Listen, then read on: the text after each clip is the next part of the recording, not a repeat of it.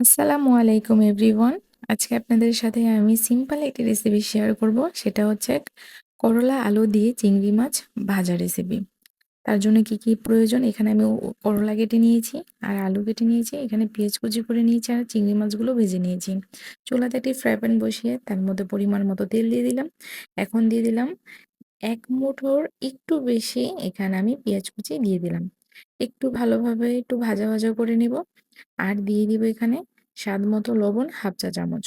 সবগুলো উপকরণ এখন একটু আমি নেড়ে চেড়ে ভাজা, ভাজা করে নেব। পেঁয়াজের কালারটা যখন একটু চেঞ্জ হয়ে আসবে, এই পর্যায়ে আমি দিয়ে দিব আলু কুচিগুলো।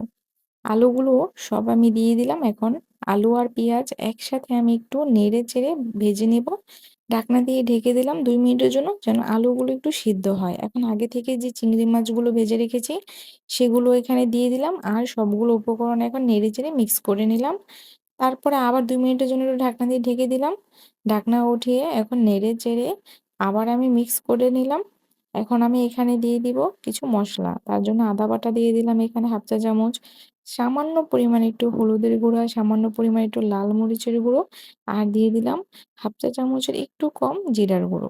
সবগুলো উপকরণ এখন ভালোভাবে মিক্স করে এখন সামান্য পরিমাণে একটু পানি দিয়ে দিলাম। এখন আমি একটু কষিয়ে নিব।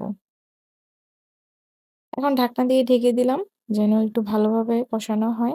ঢাকনা উঠিয়ে আমার কিন্তু পানি শুকিয়ে গিয়েছে। এখন দিয়ে দিলাম এখানে ৩-৪ টা কাঁচামরিচ। সবগুলো উপকরণ এখন মিক্স করে নিলাম। এখন করলাগুলো এখন আমি কিন্তু দিয়ে দিব। করলাগুলো কিন্তু আমি আগে থেকে সিদ্ধ করে নিয়েছিলাম। কারণ এখানকার করলা প্রচুর পরিমাণে তিতো হয়। তো আমি যদি সিদ্ধ করে না দিতাম তাহলে কিন্তু ভাজিটা প্রচুর পরিমাণে তিতো হয়ে যেত আর খেতে পারতাম না। এই ভাজিটা যত পরিমাণের ভাজা, ভাজা করবেন তত বেশি মজা লাগবে। দেখতে সুন্দর হলেই কিন্তু খাবার খেতে মজার হয় না। অনেক সময় কিন্তু দেখতে সুন্দর না হলেও কিন্তু খাবারের টেস্ট হয় একদম অমৃতর মতো। আমার কিন্তু রান্না শেষ। ফ্লেভারের জন্য জিরার গুঁড়ো দিয়ে দিলাম আর আমি ঠান্ডা করে পরিবেশন করে নিয়েছি মজাদার করলা, আলুর, চিংড়ির মজাদার একটি ভাজি রেসিপি। খুব সিম্পলভাবে আপনাদের সাথে রান্নাটা শেয়ার করার চেষ্টা করেছি।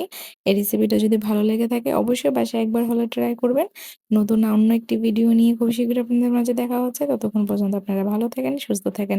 আল্লাহ হাফেজ।